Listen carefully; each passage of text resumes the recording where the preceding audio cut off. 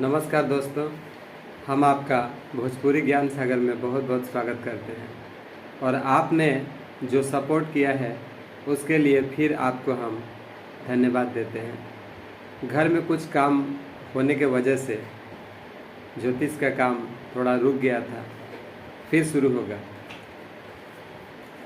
कुछ भाइयों ने कमेंट किया है कि आप गाना गा रहे हैं। देखिए, हर इंसान का एक अपना शौक़ होता है। ज्योतिष मेरा पेशा है और गाना गाना मेरा शौक़ है। तो चलिए, वो सब बात की बात है।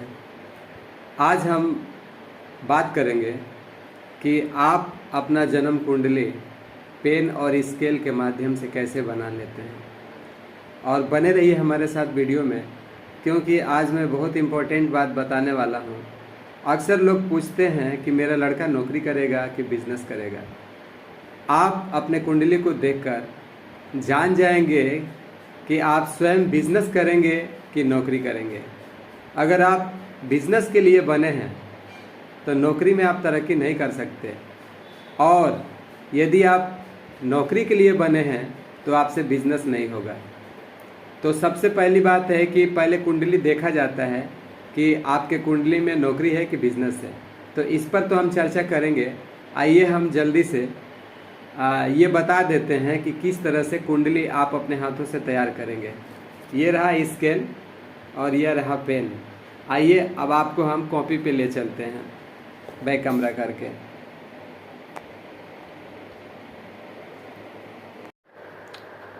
देखिए, स्केल के माध्यम से आप सबसे पहले एक वर्ग बनाइए, जैसा कि आप देख रहे हैं। अब वर्ग बनाने के बाद इस कोने को दूसरे कोने से मिलाइए और इस कोने को इस कोने से मिलाया जाता है। उसके बाद यहाँ एक पॉइंट दीजिए मिडिल में, और इस पॉइंट को एक दूसरे से मिला दीजिए। ऐसा आपका कुंडली बनकर तैयार हो गया, जिसमें 12 घर है। आप गिन के देख सकते हैं, यहाँ से गिनती शुरू होता है और आगे की बात हम आपको बताएंगे। कुंडली इसी प्रकार का होता है। देखिए, इस तरह से पता किया जाता है कि जातक नौकरी करेगा कि बिजनेस करेगा। अब आपको एक बना बनाया कुंडली यहाँ दिखा रहे हैं, जो कंप्यूटर से कुंडली बना हुआ है। इसमें भी 12 घर है। खैर, घरों की चर्चा तो हम बाद में करेंगे। मेन मुद्दा था कि जातक नौकरी करेगा कि बिजनेस करेगा। तो ये देखिए, हम पेन के माध्यम से बता रहे हैं। ये कुंडली का आधा भाग है। ये देखिए, यहाँ से हम नीचे की तरफ करेंगे तो इधर का जो भाग हो गया ये दाहिना भाग कहलाएगा, और इधर का जो भाग है वो बायां भाग कहलाता है। इसमें जो ग्रह लिखा हुआ आप देख रहे हैं, ये मैं एक उदाहरण के तौर पे उदाहरण दे करके समझाने के लिए लिखा हूँ। ये सही नहीं है।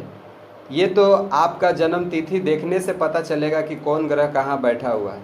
ये केवल हम आपको समझाने के लिए लिखे हैं और ये बताना चाहते हैं। देखिए दोस्तों, ये कुंडली का आधा हिस्सा है, और आधा हिस्सा में बाएं तरफ अगर ग्रहों की संख्या अगर ज़्यादा अगर होता है, तो जिस कुंडली में, माने जिस लड़का या लड़की के कुंडली में बाएं तरफ सबसे ज़्यादा संख्या होता है ग्रहों की, तो वो जातक जो है वो नौकरी करता है, वो नौकरी करेगा।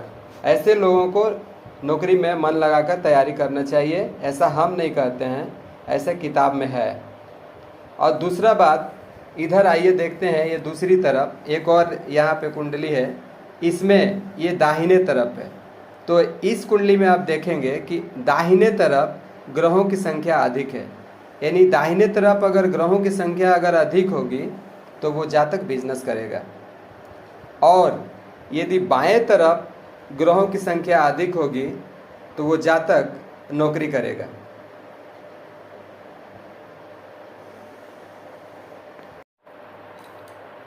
दोस्तों नमस्कार। आप जैसा कि जानते हैं कि महीना 12 होता है, तो जिस तरह से महीना 12 होता है उस तरह से राशि भी 12 होता है, और 12 राशियों का नाम आज हम आपको बताने जा रहे हैं। यहाँ पे लिखा हुआ है, स्वयं आप देख सकते हैं।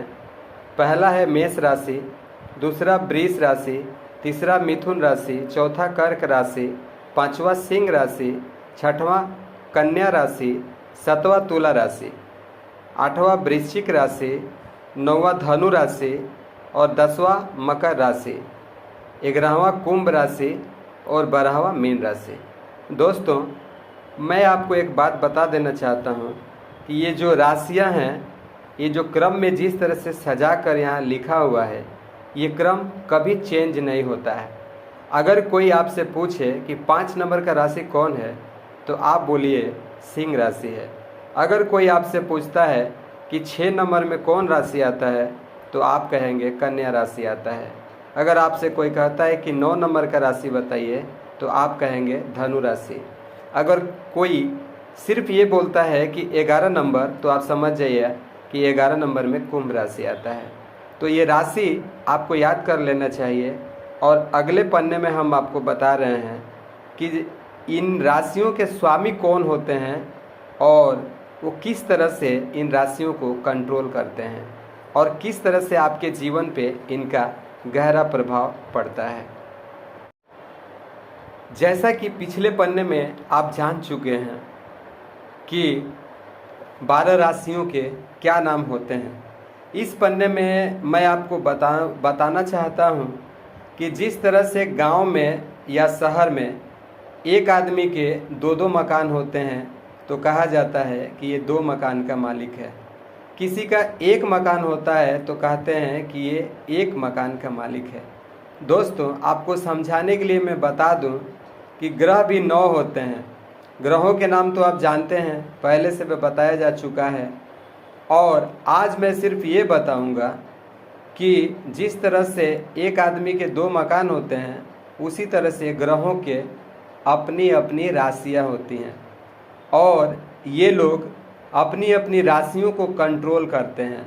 आप जिस राशि के भी हैं, उस राशि का जो स्वामी है, उसका प्रभाव आपके जीवन पर सदा बना रहता है। तो आप बड़ी आसानी से यहाँ पे समझ लीजिए कि जो सूर्य भगवान होते हैं, उनको केवल एक राशि मिला है, जिसको सिंह राशि कहते हैं। तो सिंह राशि वाले जितने जातक लोग होते हैं, जातक कहा जाता है लड़का या लड़की जिसका कुंडली है, उसको जातक कहा जाता है। तो जो सूर्य महाराज है, उनको केवल एक राशि मिला है, वो है सिंह राशि। तो सिंह राशि के जितने लोग हैं, चाहे वो जातक हो चाहे जातिका हो, सबके ऊपर सूर्य भगवान का प्रभाव निश्चित रूप से पड़ेगा। चंद्रमा को भी एक राशि मिला है जो कर्क राशि कहलाता है। तो कर्क राशि के जितने लोग होते हैं, उन पे चंद्रमा का प्रभाव जीवन भर रहेगा। इसके बाद बात करते हैं मंगल को। तो मंगल को 2 राशि मिला है, एक मेष और दूसरा वृश्चिक, यानी 1 नंबर की राशि और 8 नंबर की राशि को कंट्रोल करते हैं मंगल देवता। तो मेष राशि के जो जातक हैं और वृश्चिक राशि के जो जातक हैं, इनके ऊपर मंगल का प्रभाव बराबर बना रहता है।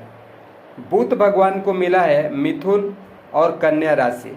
तो बुध मिथुन और कन्या को कंट्रोल करते हैं। बृहस्पति, जिसको गुरु जी कहते हैं, इनको मिला है धनु और मीन, यानी धनु राशि और मीन राशि के जो मालिक हैं, वो बृहस्पति भगवान हैं। तो धनु और मीन राशि के जितने जातक हैं इस पूरे संसार में, उन सबके ऊपर बृहस्पति का प्रभाव जन्म लेने से लेकर मरने तक अवश्य रहेगा। और शनि महाराज की जो राशि है, वो है मकर और कुंभ। जिस तरह से आप अपने घर को मेंटेन करके रखते हैं, उसी तरह ये जितने ग्रह लोग हैं, ये अपने अपने राशियों पे कंट्रोल रखते हैं और इनका प्रभाव आपके जीवन पे पड़ता है। तो शनि महाराज की राशि मकर है और कुंभ है, यानी 10 नंबर की राशि और 11 नंबर राशि की जो मालिक हैं, वो शनि महाराज हैं। आइए बात करते हैं शुक्र देव की। तो शुक्र देव की जो राशि है, वो है वृष राशि और तुला राशि। ये वृष और तुला, तो वृष और तुला राशि के जो मालिक हैं, वो शुक्र देव हैं। तो शुक्र देव अपने जातकों पे सारा जीवन प्रभाव डालते हैं। ये प्रभाव कैसा होता है, किस तरह से ग्रहों का प्रभाव आपके जीवन पे पड़ता है, जब ग्रह कमज़ोर होते हैं तो आप भी कमज़ोर हो जाते हैं, और जब ग्रह मजबूत होते हैं तो आप भी मजबूत हो जाते हैं। जब ग्रहों के दिन अच्छे होते हैं तो आपके दिन भी अच्छे होते हैं। जब ग्रहों के ऊपर जब संकट आता है तो आपके जीवन में भी संकट आता है। खैर, इन सब बातों पे चर्चा हम अगले वीडियो में करेंगे। आप सपोर्ट कीजिए मुझे, और मैं आपको ऐसा ही ज्योतिष का ज्ञान देता रहूं। तो मिलते हैं अगले वीडियो में, तब तक के लिए आपको नमस्कार।